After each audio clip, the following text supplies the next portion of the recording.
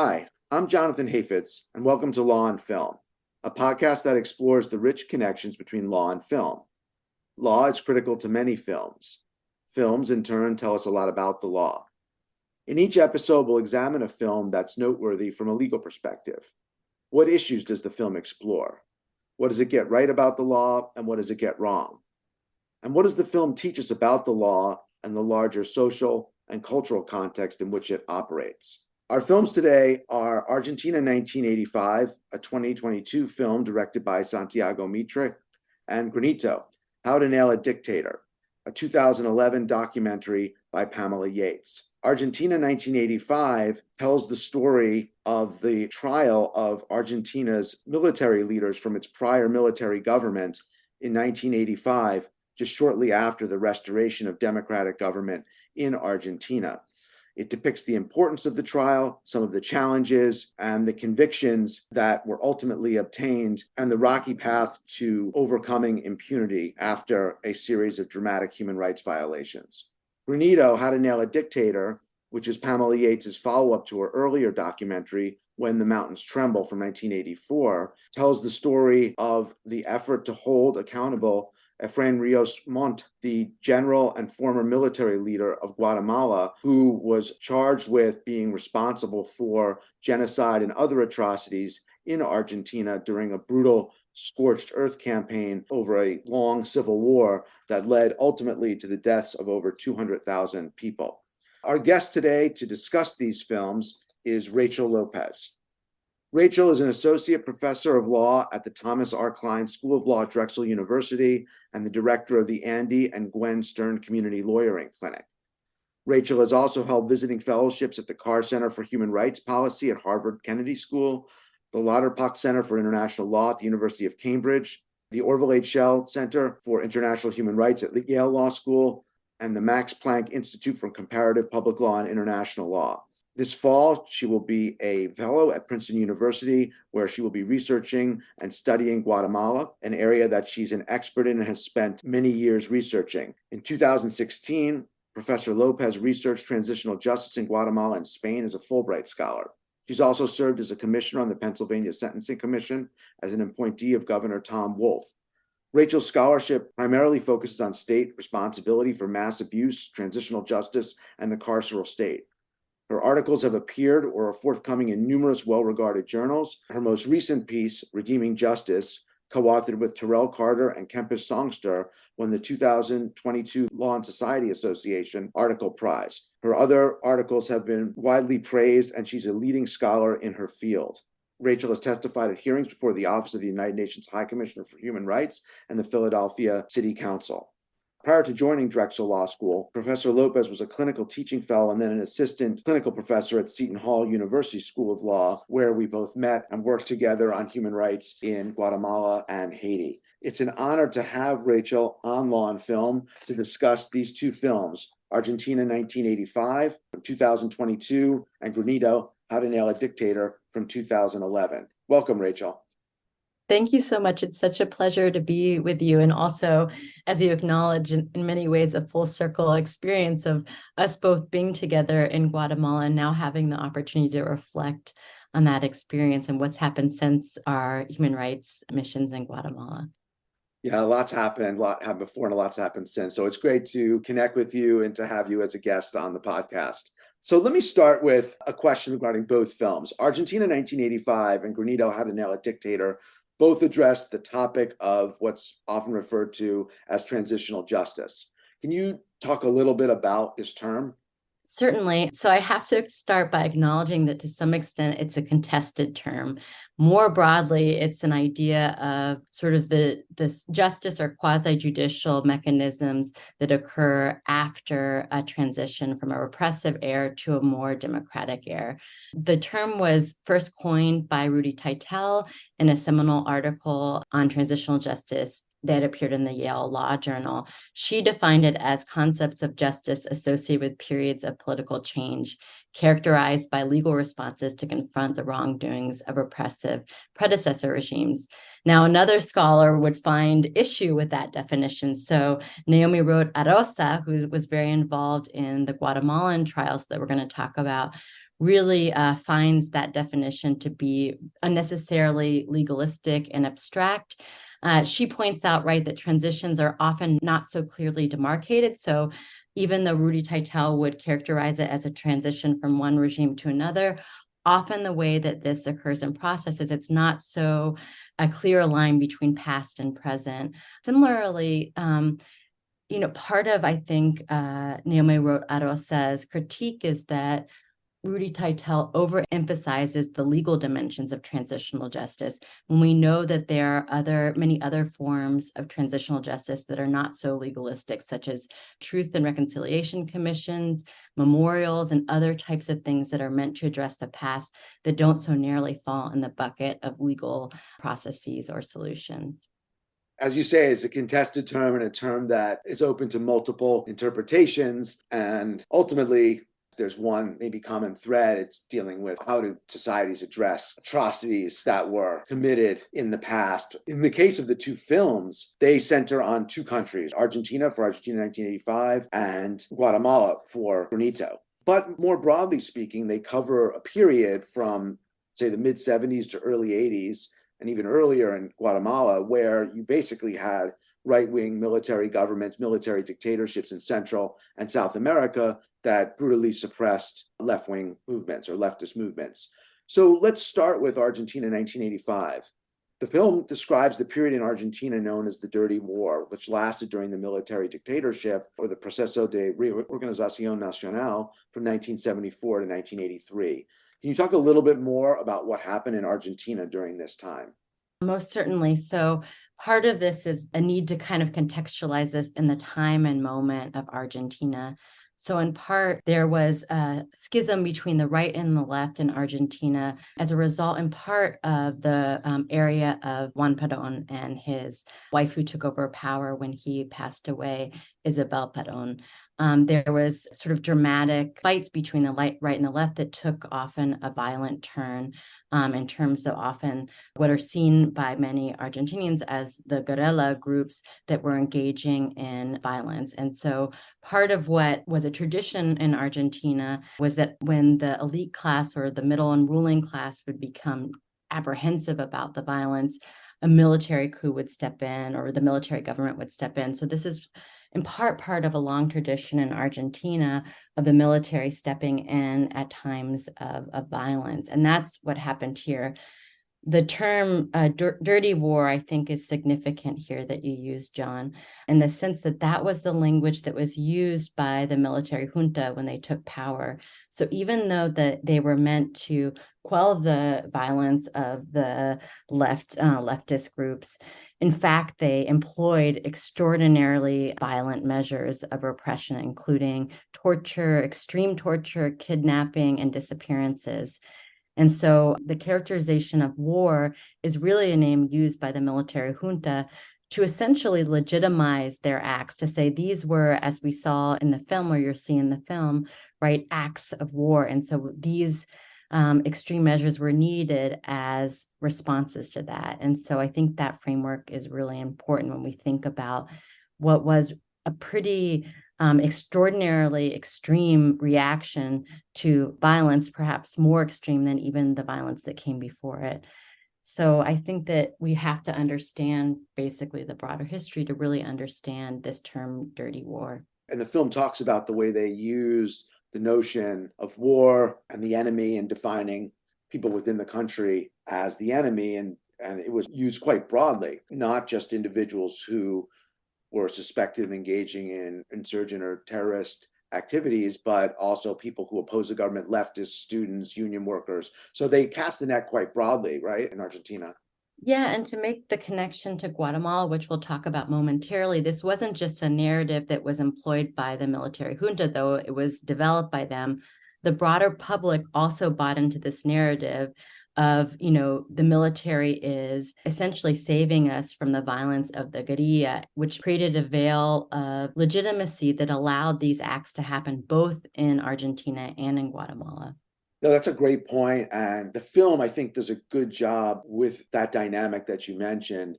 particularly through the character of the assistant prosecutor, Luis Moreno Ocampo's mother. Ocampo, who, as we'll talk about later, becomes the first chief prosecutor of the ICC a couple decades later, is the assistant prosecutor to Julio César Strassera, the head prosecutor in the trial that the film talks about.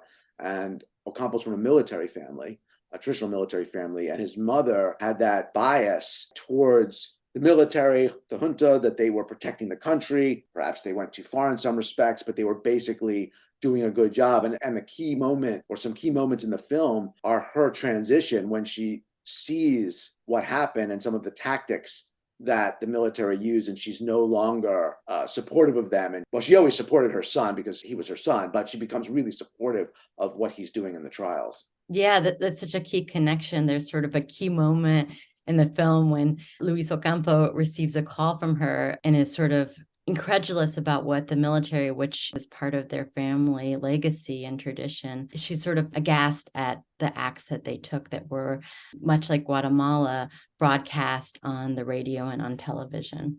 The act in particular, I think that moves her most is there's testimony from a woman who was subjected to basically forced disappearance, which means you are literally disappeared. There's no legal process. You're just vanished into the custody of the military government. And she's disappeared and she's forced to give birth in the back of a patrol car. And afterwards is treated horribly. She's not permitted to hold her baby. And this resonates with great power in the film. This is a particular piece of testimony that the film uses to show how Ocampo's mother turns against the military dictatorship. Yeah, and this was a strategy that was used by the prosecution of trying to really elevate those that were seen as the most innocent victims, in part as a way to delegitimize this characterization by the military of it being a dirty war. And indeed, like part of the state's theory around this case, right, is that how could it be a war if we're targeting pregnant women and children? And so this testimony in many ways was a landmark moment because it really underscored the sort of case theory of the prosecutors.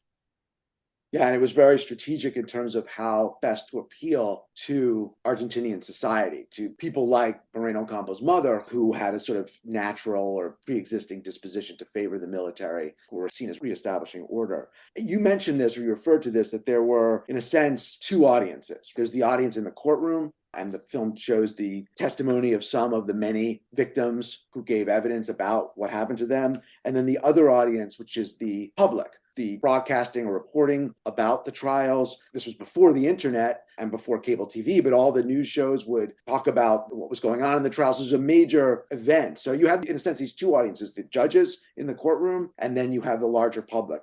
Can you talk a little bit about that in the film and in what we can generally refer to as transitional justice or these types of trials?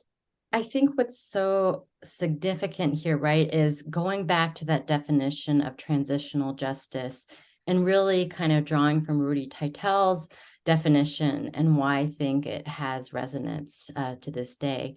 Part of the goal of transitional justice is in part to create a demarcation between the past and the present, even though I agree with Naomi Arosa that oftentimes there is no clear demarcation. The purpose of transitional justice is really to create a dividing line. We are no longer the repressive regime that engaged in these atrocities.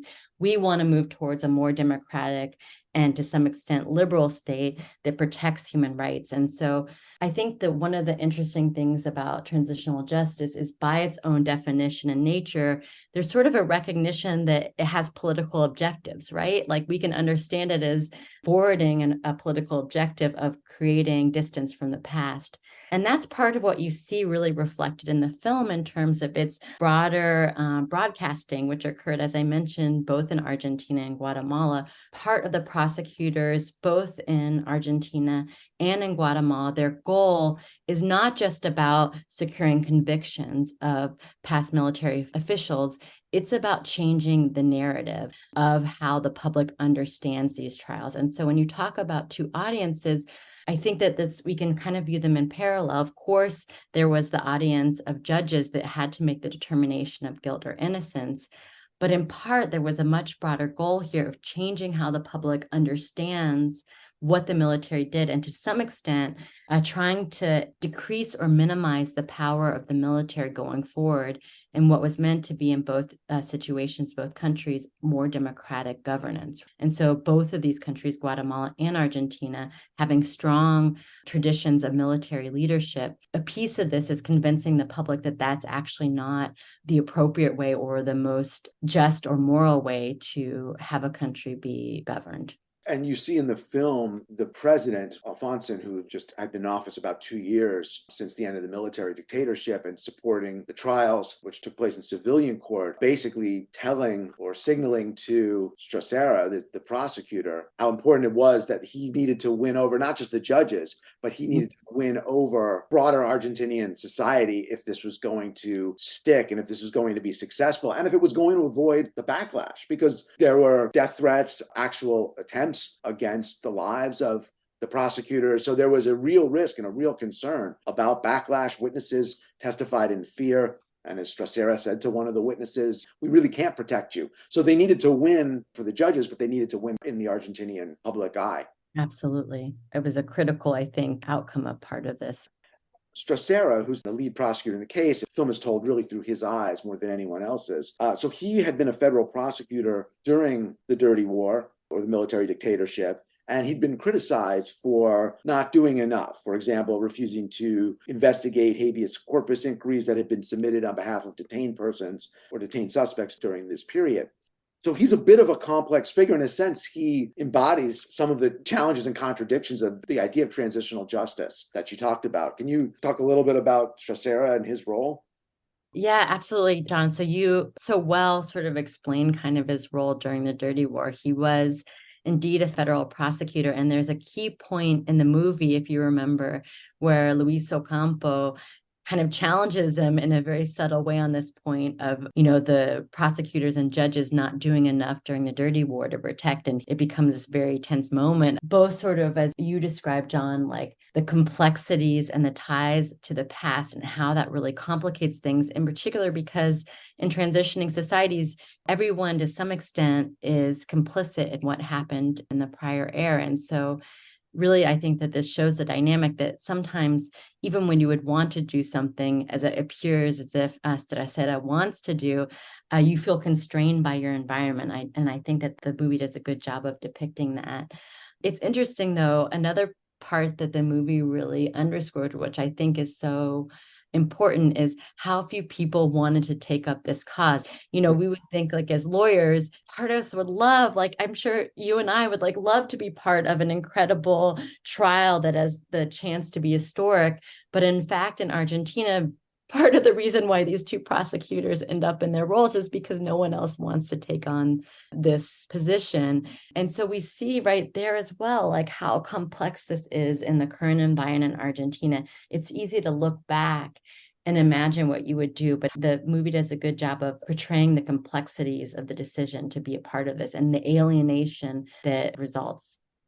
Yeah, absolutely. And they have those great scenes with they're interviewing candidates to help out, job candidates. They're all young and they're not getting the top elite of the legal profession. Those lawyers are aligned with representing the defendants, actually. I mean, it reminds me a little bit, that dynamic reminds me a little of some of the Guantanamo work I did in the beginning, where it was very hard initially for people to get on board because of the sense of fear and anger over the terrorist attack. So the film does capture that dynamic well. On Ocampo, one interesting thing, and really like how you point out that tension between him and Strassera, they have different strategies, and Ocampo is more critical, or is critical, as you said, of Strassera for not doing enough during the military junta. It's interesting, I think, and it just occurs to me because, Ocampo becomes the first chief prosecutor of the ICC after the Rome Statute in 1998, the court set up, early 2000s. One of the critiques that was leveled at Ocampo was precisely, in a sense, that not being able to do enough in the face of some of the daunting political realities that the ICC faced in terms of U.S. opposition at points, that other major powers, Russia, China, not joining. So it's kind of interesting to see these political realities play out, and Ocampo is in a different position a couple decades later. Yes, as I prepared for this podcast, I watched a really interesting lecture by Ocampo that was organized at LSE, and he really reflected on the differences between his role as a prosecutor in the junta trials versus his role at the ICC. And in part, I've been a critic of Ocampo and scholarship because he sort of, in the ICC, projects his role as being apolitical. And I would make an argument that, this work can never be truly apolitical. And it's interesting because in this lecture, he sort of admits that. He basically says that you have to look at the junta trials in the context of the broader political moment that was happening in Argentina, and it really being the people in their election of Alfonsín who made a political campaign to prosecute these military leaders as really sort of part and parcel of a broader political movement and campaign towards democracy. And he describes how that's absent in his role at the ICC. And you sort of have to, in his words, like weigh the moment to see whether criminal prosecutions can be helpful. And so I saw that as to some extent a contradiction of his broader response, particularly in the context of critiques of the African bias at the ICC. In other words, that the ICC, not even disproportionately, but almost exclusively targets leaders from Africa as being the result of his apolitical following of the rules. In this lecture, he really points out how some of his decision-making was influenced by what he saw as the political possibilities, and maybe explained to some extent his choices not to pursue the situations in Iraq and Afghanistan. Yeah, it really shows the politically contingent, politically informed nature of these legal processes that seek accountability. In the trial, 9 of the military officers who were tried before the civilian court, 5 were convicted, including 2 of the most significant individuals, Jorge Videla, who was the military commander and head of the government for a couple of years during the junta, and Admiral Emilio Macera. And they're given life sentences. 4 defendants are acquitted. A couple of the other defendants are given sentences, not life sentences. So this was not the complete victory that the prosecution was looking for, but a significant step forward. This is often referred to as the first major war crimes trial since Nuremberg. Can you talk a little bit about the significance of the trial? It shows the power of organization and voice and how countries understand this. So even though many people refer to and characterize this trial as the first major war crime trial since Nuremberg, indeed, the movie says in its kind of ending credits that this is the first time a military dictatorship was convicted by civil courts. That's actually not true. So both Amnesty International and a very famous transitional scholar named Catherine Sekink have pointed out that both in Greece and Portugal, military leaders were convicted of torture, which is considered to be a war crime, in the mid-1970s in domestic non-military courts. So there's a question there, right? Why is Argentina widely understood to have been the first? The film is not unique in making that claim. I think Ocampo himself has made that claim. And part of the answer to this is in part how the citizens in Greece and Portugal understood the trials that occurred there, even though it's quite clear from the record that they were prosecuting torture in both of these instances. The people really understood those trials as being kind of part of a longer transition of prosecution of political opponents, or as being too little too late. They didn't really understand them as being as triumphant as many people understand the trials in Argentina to be. So, for example, Catherine Sekink interviewed quite a few people in Greece about the trials that occurred there. And they really understood this as being really part of a tradition and legacy in Greece of leaders basically targeting political opponents from prior regimes, as opposed to being what they were in part, which is torture trials meant to create accountability for torture. And this is another important point too. So in contrast, groups in Argentina really understood what they were doing to be part of a broader human rights campaign that linked to a transnational network of human rights activism. And it's also important, I think, to underscore that Argentina, many of its neighbors were also undergoing transition and trying to figure out this dilemma of transitional justice. And so advocates in Argentina, in part, were spreading the word about this in the hopes of influencing what might happen in neighboring countries. Because as we can discuss, right, all of this, particularly in South America, the repression through a program called Operation Condor were deeply connected. And so they saw themselves as part of a transnational movement for accountability in that way. And so had the aim explicitly of exporting the tactics and innovations they were using there to other places, which is why I think we had this narrative of Argentina being the first war crimes tribunal since Nuremberg. It's fascinating history to fill in this important period in the human rights movement and international criminal law and responsibility for atrocities between Nuremberg and then the pickup on the international level in the early mid-90s with the Yugoslav Tribunal and the Rwanda Tribunal. These important things that were going on in domestic courts, and there's a lot of emphasis on, and there's always been historic emphasis on what happened in Argentina and other countries in Latin America. But it's really important to bring in this experience with Greece and Portugal. And it goes back to your point about it depends how you define and what perspective you take on what is transitional justice. The film ends with a depiction of what happens to the defendants. There's much more to the story, and we won't have time to get into it in too much detail.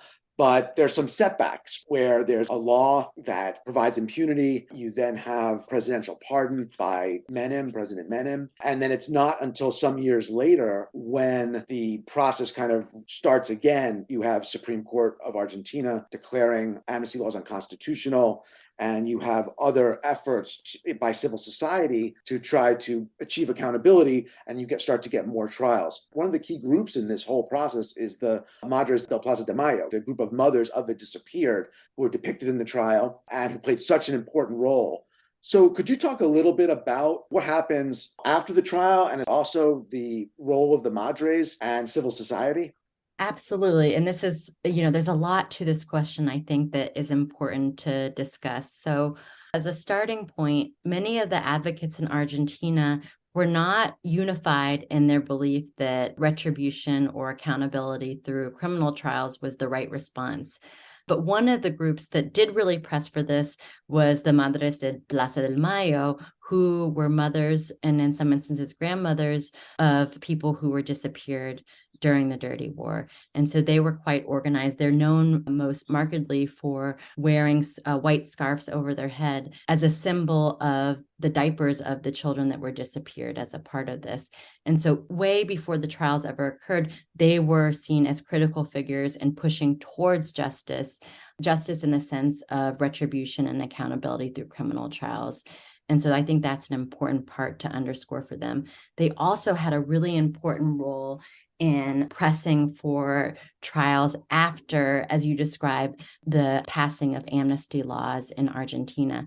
So one of the pieces that is really critical to this is Alfonsín, who was seen as the political actor that really spurred the trials, later became to some extent an obstacle to the trials because he supported a law of due obedience in 1987 after the junta trials concluded, in part because he was fearful that if they went further than these 9 individuals, it could create greater backlash and undermine the possibility of ongoing transition to democracy, in part because there were threats and attempts at trying to undermine this in the wake of those trials. And so he passes this due obedience law that essentially says no more. After this, we're not going to allow for any more trials to go forward. As you say, the president that follows him, Carlos Menem, also pardons those that were part of the junta trial. So how then do we later arrive at the possibility of more trials? Part of this story is the story of the Madres, who were able to kind of through the ingenuity of their lawyers start to chip away at the amnesty law. And they did this by saying, initially that the kidnapping of minors and the changing of identities, which we haven't talked about quite as much, were not included by the amnesty. And so they were able to continue to push these trials forward by saying that they didn't fall under the amnesty provisions. And so we're able to proceed with those trials. In part, this created a fissure, almost pointing out the irony of this amnesty by allowing some trials to go forward and others not, which I think contributed to what you describe in terms of the Supreme Court saying that these laws are unconstitutional, these amnesty laws are unconstitutional. Yeah, I'm so glad you mentioned those points. First, of the headscarves, which the Madres wore. And there's that scene in the film when they're asked to take them off in court. I think it's Ocampo, maybe it's Strassera, but I think it's Ocampo who has to ask them kindly to please do it because being required. The defense is being difficult and obstructionist. And they do that. But this was a part of the symbol that they had, and they had embroidered the names within them of those who had disappeared. And I'm really glad you mentioned the point about the kidnapping of babies, which is what, for example, Videla, who was convicted in the first trial prior to the pardon, he's subsequently charged and convicted and sentenced for this crime of kidnapping babies and giving them to childless military couples during his regime. And that's ultimately what he's held accountable for. Fascinating what crime resonated with the public and even with the legal community within Argentina, a heavily Catholic country. Yeah, absolutely. It does sort of underscore the brutality of what was happening. It's sort of harkening back to our discussion about the dirty war. Just even us now thinking about it, thinking about kidnapping babies, it just seems so far and beyond what would happen in any sort of law of war context, right? And really, I think helps to fuel the movement for accountability in Argentina. Yeah, and completely corrupting too. Abusive, but also a certain level of corruption and venality that goes along with it into taking someone's baby and giving it to someone else. If we can turn now to Granito, How to Nail a Dictator, the documentary by Pamela Yates about Guatemala. And this is an area that you've spent many years researching. As mentioned at the beginning, you've done Fulbright scholarship, you did field work in Guatemala and done human rights work there. This film similarly depicts abuses by the right-wing military government during what was a very long civil war, lasted several decades. These abuses gave rise to claims of genocide during what was called the scorched earth policy, where up to around 200,000 indigenous Mayan people died. Can you talk about the crimes in this period that's depicted in Granito? Yeah, and I think it's important to make parallels to what was happening in Argentina in the broader narrative and actually historical context. So, as you mentioned, both of the atrocities that happen in Argentina and Guatemala are happening in a similar context. Part of this has to be understood in the context of the Cold War, where, in particular, the US government was fearful of more left wing governments in Latin America coming to power, and for that reason, were supportive of some of the most brutal military regimes in Latin America. And we see that play out in very stark ways in both of these countries. And part of the challenge, I think, of both Guatemala and Argentina to these trials was the broader narrative that the military were acting to suppress guerrilla and communist forces that were threatening the national security of these governments. And so a piece of this, both of these trials and the movie Granito, is to show really the horror of what happened in these countries.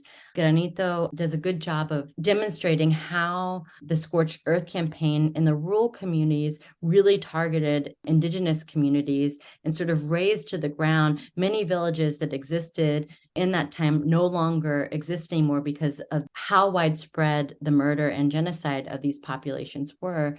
In the cities, there was something much different happening, which the film also depicts. It was more targeted disappearance. It more appeared like what was happening in Argentina in terms of targeted disappearances where the military would come and take people away and they would never be heard from again. But it wasn't quite as visible to the public, say, in Guatemala City, who didn't really understand, or at least were willfully blind, perhaps, to what was happening in the countryside. And the film really does a good job, I think, of illustrating those two parallel methodologies that the military was using.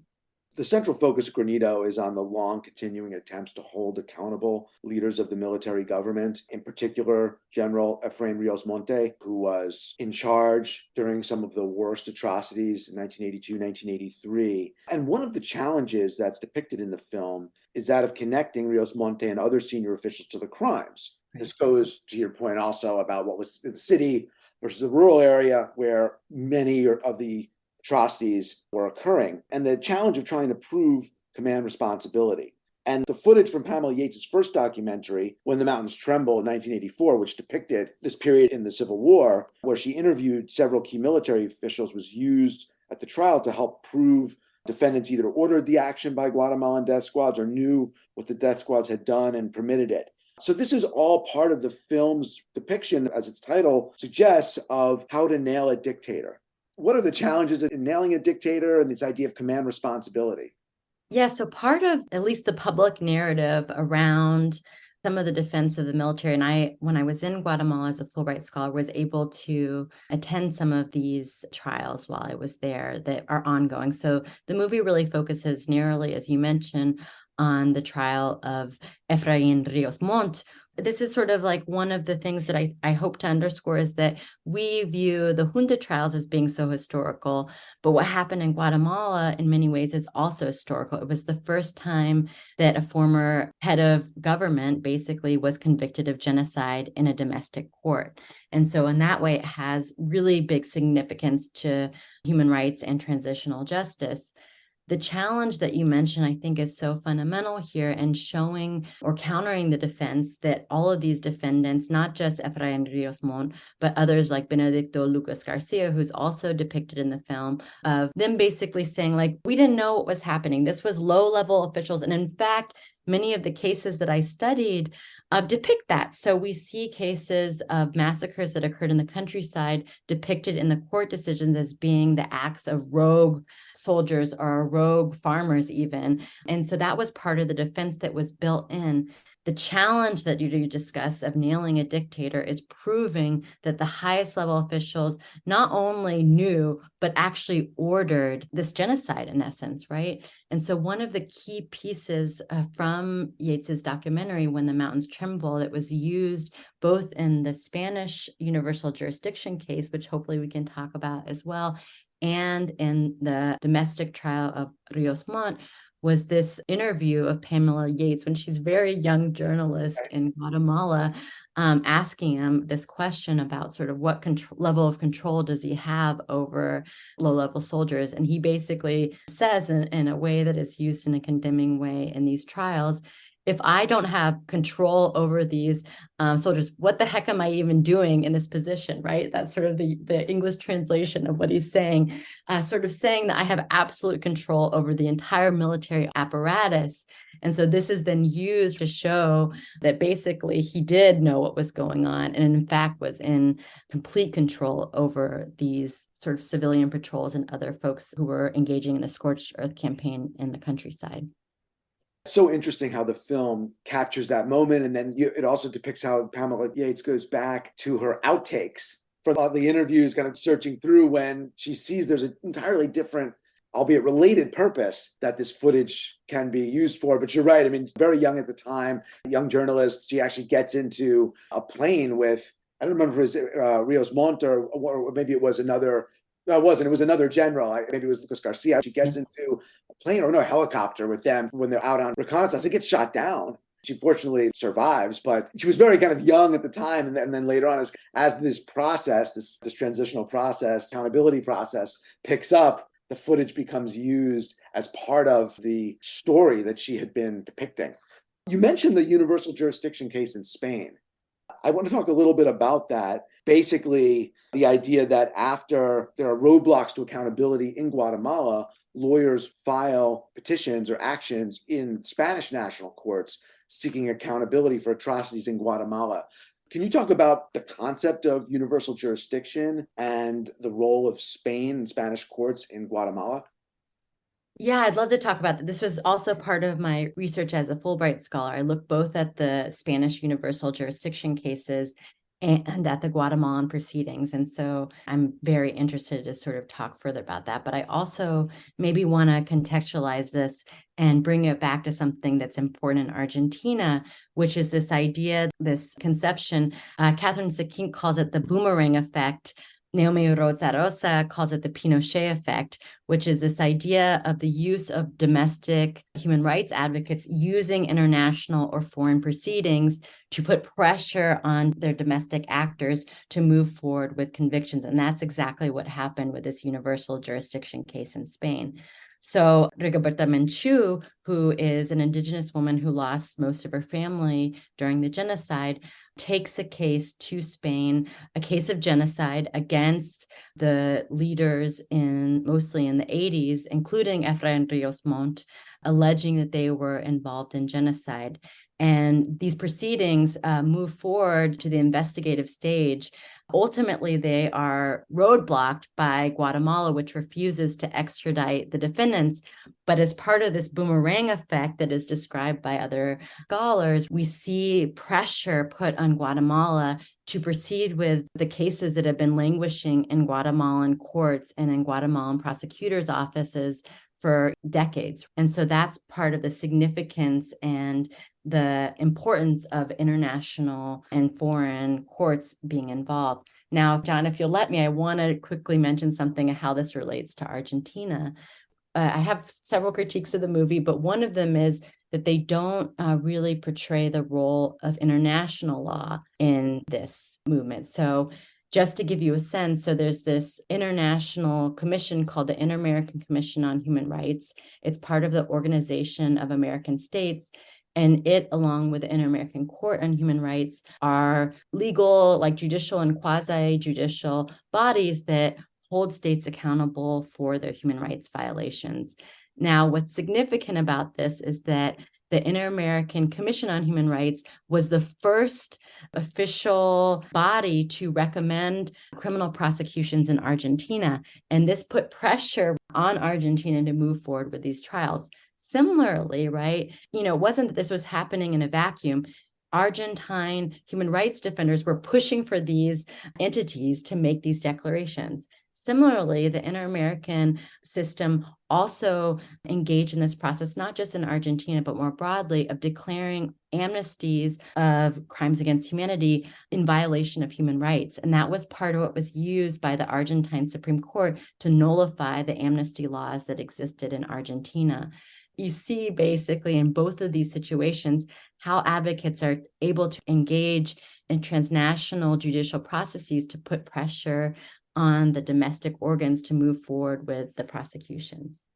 Such an interesting and important piece that's not depicted of the Argentine process, and an important part of the Guatemala process, because it does focus extensively on Spain. You talk about the boomerang effect, which illustrates how these processes are not purely domestic and purely international, is also probably for another podcast, but the way they interact and the way that the international process can put pressure on the domestic process. Now, we talked about the importance of the Ríos Montt prosecution. As you mentioned, the first time that a domestic court had held a leader responsible or accountable for genocide, but the conviction is undone. And there's another twist and turn in the Guatemalan national process. Can you talk about what happened to Ríos Montt and the Guatemalan national proceedings?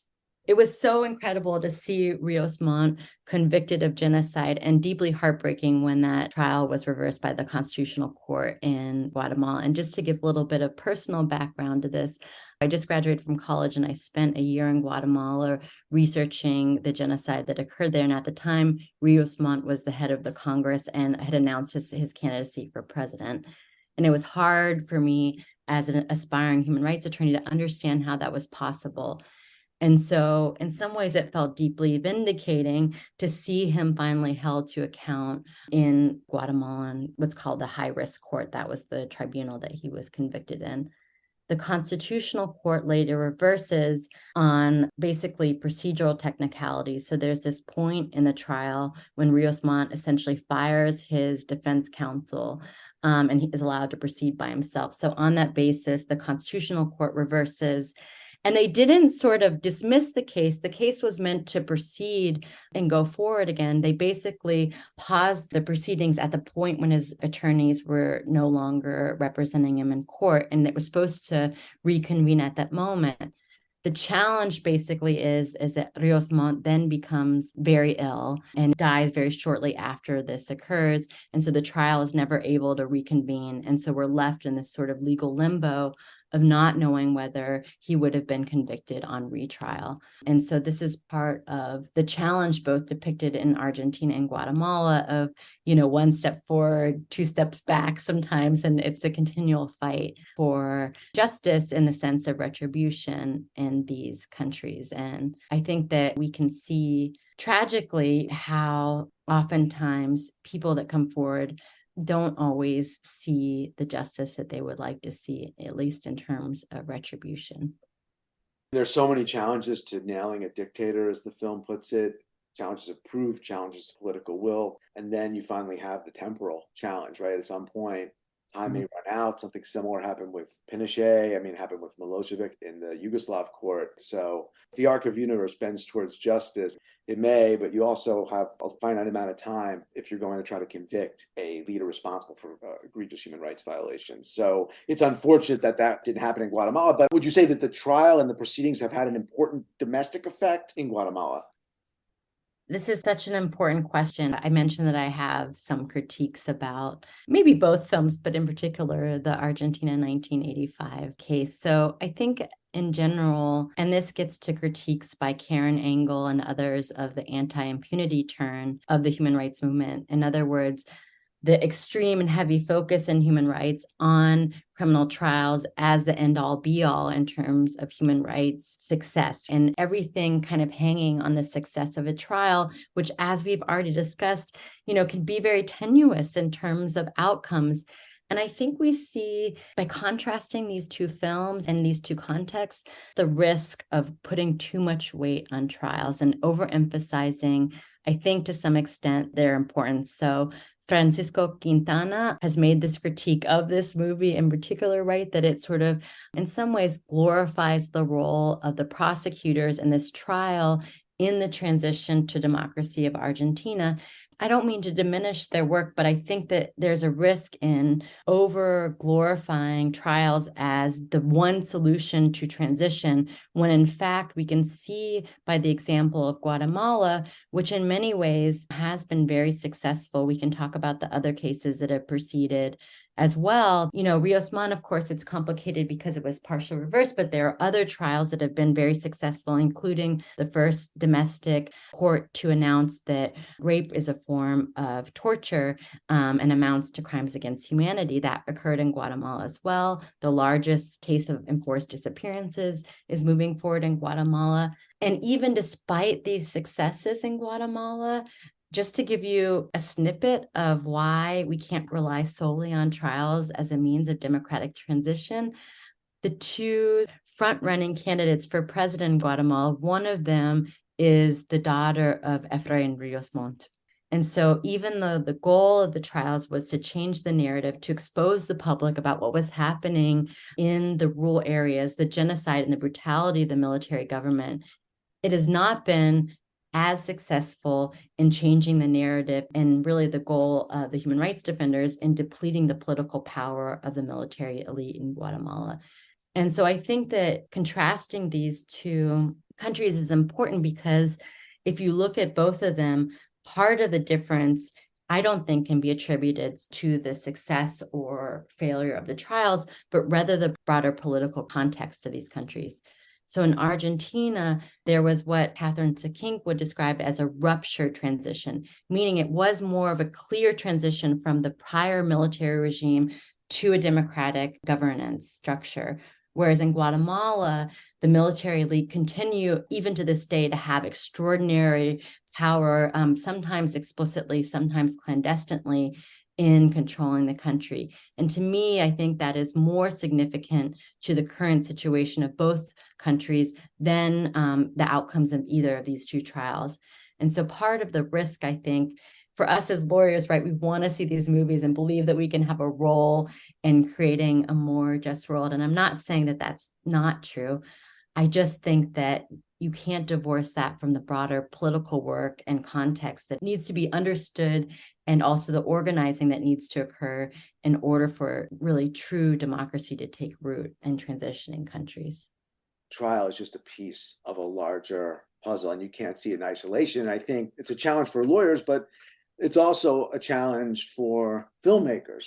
There's a tendency to focus on the trial because it has a built-in narrative, it has an outcome, there's a drama that goes along with it. But I think, as you're suggesting, you have to be very careful, if you're a filmmaker, in not overemphasizing the result of a trial. I think a film that actually does quite a good job with this, which examined in an earlier episode, is Judgment at Nuremberg, which is dealing with one of the later military trials in Nuremberg, where the film shows how highly contextualized politically these trials are, different political dynamics, but the very point you're making. One of the other interesting things about this process in Guatemala and the accountability process is the role of investigators and evidence. And this is not just inside the courtroom, but outside as well.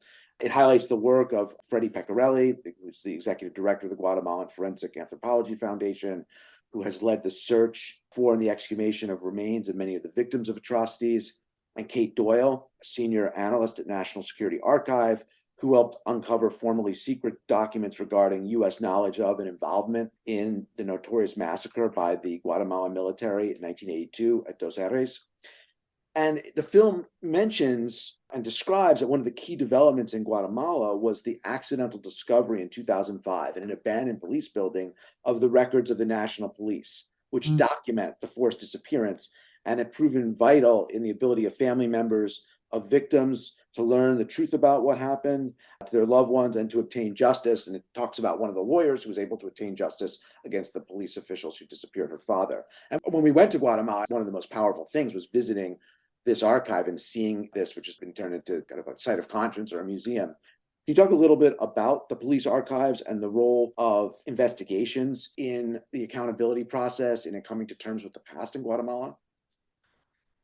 Yeah, and I was also thinking back on the time when we were there together with some students learning about the police archives. And the story of the archives is kind of incredible in many ways because it was believed that there were no police archives, that they were destroyed. And ultimately, it's discovered because someone calls in basically a fire. They say there's a fire at this old, I think it's an old abandoned high school or something, and they find these police archives that really draw the thread in terms of what was happening, not in the countryside, but the disappearances that were happening in Guatemala City and how these individuals were targeted and even held in secret prisons in Guatemala City. And so it was a key piece of the evidence related to the disappearances that were occurring in the cities.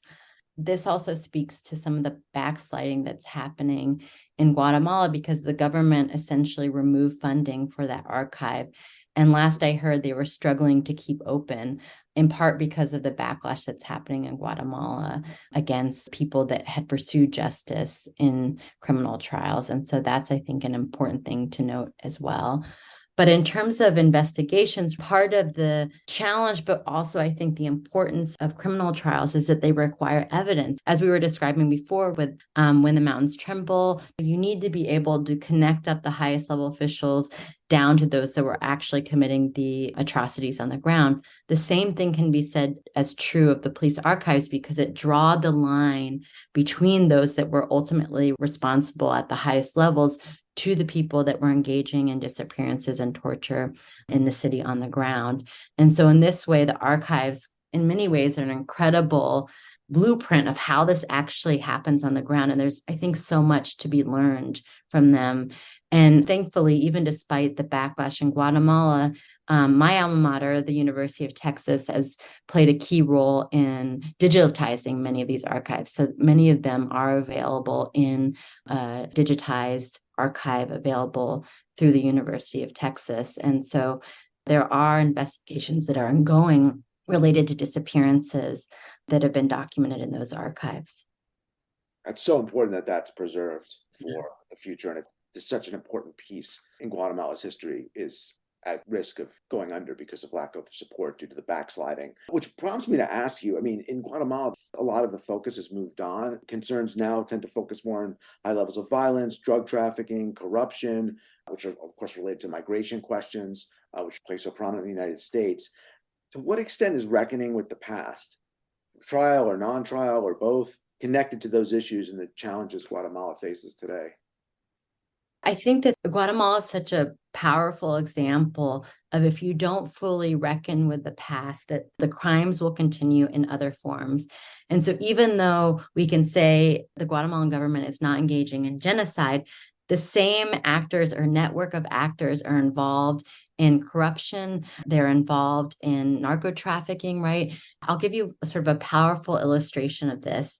There was I think actually might have been president when we were down there, John Perez Molina, Otto Perez Molina was the president at the time. And while the Ríos Montt trial was going on, they basically had to shut down the trial because one of the witnesses essentially made reference to Perez Molina's role in the genocide. He was a general in the countryside, and someone made reference to his role, basically tying him to the genocide because he was present at the time. They shut down the trial or paused it temporarily.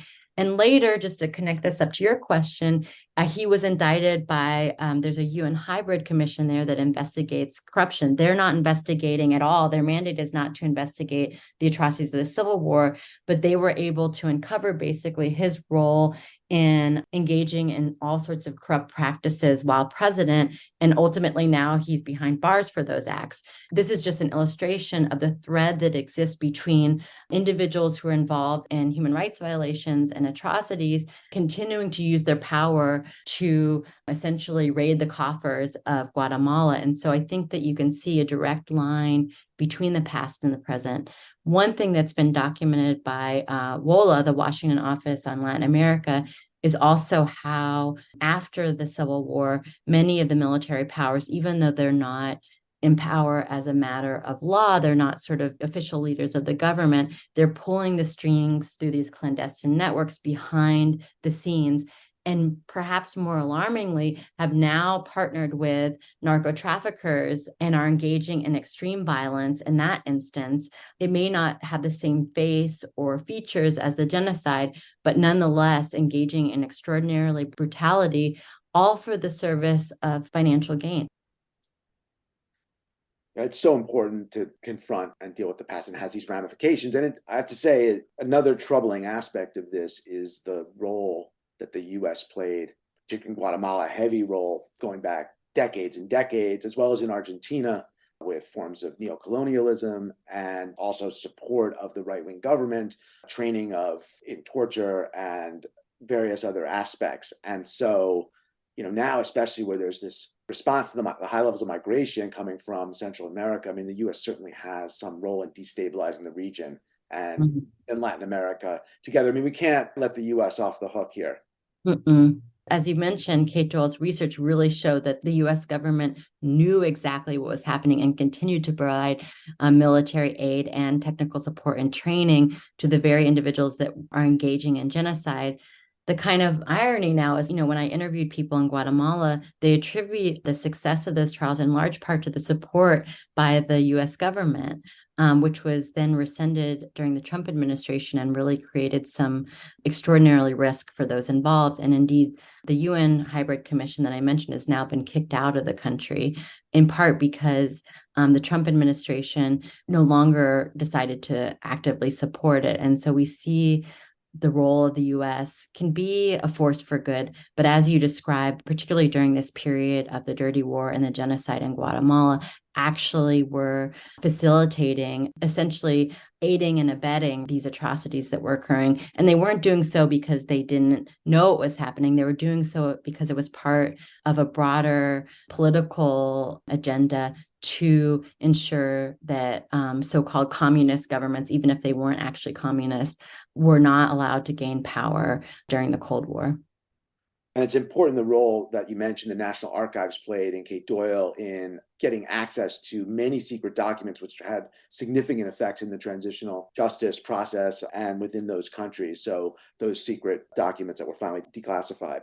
To wrap up, just talk about, if you can, the legacy of the process in Argentina, the process in Guatemala, and comment on the moment that we're at now. You mentioned the Trump administration in terms of rescinding support for trials and for accountability process, but in a sense, we're at our own accountability moment. Can you talk a little about the legacy of the films and maybe what they can teach us, and if we had thought that the United States was above this type of process, transitional justice experience?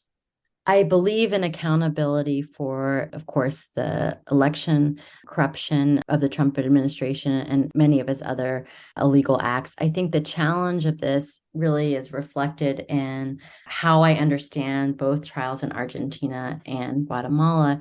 I think that there is a cautionary tale to be learned from the trials in Argentina and Guatemala, to the extent that my critique of them, right, is that we cannot as a society rely exclusively on trials to ensure the existence of democracy. We can see the differences in how those trials played out in terms of ensuring enduring democracy, particularly in Guatemala, where unfortunately, despite some important successes, it has not secured the future of Guatemalan democracy.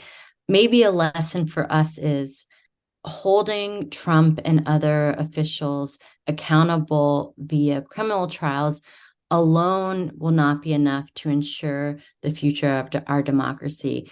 I believe in accountability for the wrongdoing and illegal acts of Trump, that we need to be cautious about understanding them as sort of the panacea for our future. I don't think that they will ever be that. Really, what is needed is a broader political strategy to ensure that we continue to uphold the importance of the rule of law and democratic principles in ways that stretch far beyond what happens in criminal courts. What is most important in my mind is political organization and trying to counter some of the narratives that are ongoing, right? So even if it's not Trump, it may be DeSantis, for example, who will continue to pose a threat to democracy in the US. And I don't think that that threat will be curtailed by criminal prosecutions. That's a great point, and it kind of goes back to what we were saying earlier on about narrative and the different audiences. You have what happens in the courtroom, but you have what happens in the larger society, and the latter is as, if not more important. Well, Rachel, it's been so great to have you on Law and Film. So appreciative of your sharing your expertise, transitional justice, accountability, these concepts, as well as on Argentina and on Guatemala, where you've done such important work. So thank you again. And I would recommend that people see both films, Argentina 1985 from 2022, which was widely acclaimed and was nominated for a foreign language Oscar, and then Granito, How to Nail a Dictator from 2011 by Pamela Yates, which is a really important documentary to give people more information into Guatemala. I just feel people don't know enough about it. Thank you so much, Rachel. It's been such a pleasure and so great to connect with you again and reminisce about our time in Guatemala.